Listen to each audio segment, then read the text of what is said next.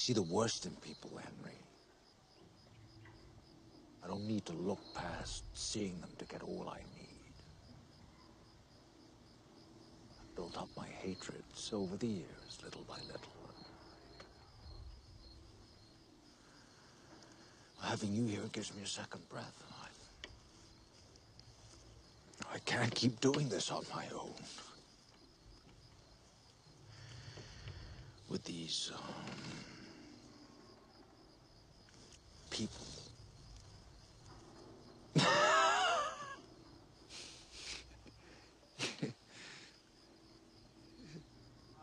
I've been watching your channel for years and watched you had to ask every week. You now only answer questions from progressive liberals like myself. However, do you think there's any value in answering a question from a total dickhead as a means of setting them straight and providing a good answer to a commonly spouted trope by the misogynist, alt-right, anti-social justice crowd?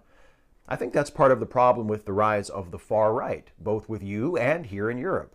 We criticize the idiots who give this commentary, but don't often enough address the comments and explain why they are wrong in simple terms. So we end up creating our echo chamber, which is what got us all into this mess with Brexit, Trump, and now Le Pen in France and AfD in Germany.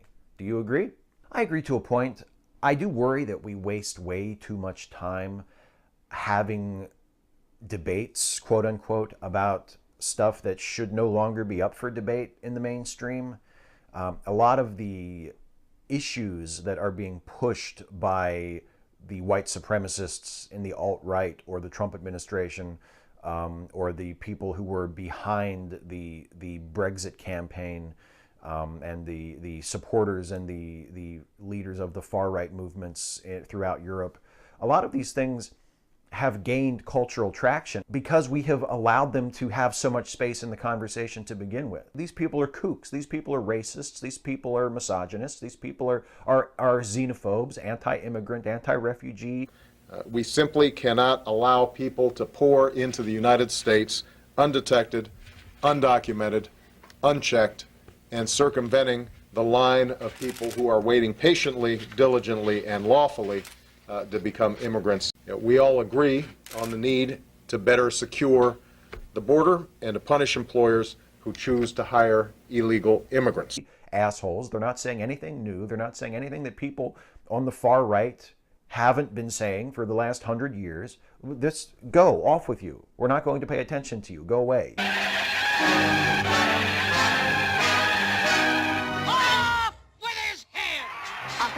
Off with his head by order of the king. You heard what she said. You will have no place in the mainstream discourse. That should have been the answer. That should have been the response. But it wasn't the response. The response was, oh, let's hear what they have to say. Sunlight is the best disinfectant. Let's invite them on and we'll hear them out. And everybody, if they say something terrible, then, well, we can respond to it later. You know, we can offer a rebuttal at a later time. And everybody will probably be able to tell that what they're saying is just foolish. And we'll, you know, we'll have done good work, you know, the marketplace of ideas. And I just think that has completely backfired and left us in a really terrible position where people with awful ideas, people pushing toxic views have been enabled by being granted so many platforms in the name of free speech, in the name of open discourse, in the name of, well, let's just let everybody see what fools they are. And the opposite has happened. They have taken advantage of those platforms. They have pushed their ideas. They have convinced a great many people that they're right. They have grown in followers, grown in influence. And now here we are. So given the state that we're in now, I think answering them, articulating why their ideas are wrong is in some cases necessary. I mean, it just can't be avoided. I mean, the fact of the matter is Donald Trump is the president of the United States.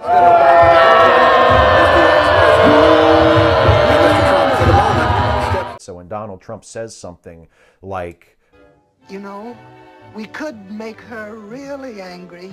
Shall we try? Oh, no. Oh, but it's loads of fun. No. Stop it! Oh, no! Oh, my friend Whiskey. Oh, dear, save the queen! We also need to be doing work on the other side. We need to start denying platforms to these people. We need to start phasing these people out. Arrest him. For what? He's dangerous. A libel. He's a spy. Father, that man's bad. Of the mainstream conversation and pushing them back off to the fringe where they belong so that we don't have to keep doing this. Off with her! But consider, my dear, couldn't she have a trial? First? Trial? Well, just a little trial. There's no law against that. There is God's law. Then God can arrest him. While you talk, he's gone. And go he should if he were the devil himself until he broke the law. So, now you'd give the devil benefit of law. Yes, what would you do? Cut a great road through the law to get after the devil? Yes. I'd cut down every law in England to do that. Oh? And when the last law was down and the devil turned round on you, where would you hide, Roper, the laws all being flat? This country is planted thick with laws from coast to coast, man's laws, not God's. And if you cut them down, and you're just the man to do it, do you really think you could stand upright in the winds that would blow then? Yes, I'd give the devil benefit of law for my own safety's sake.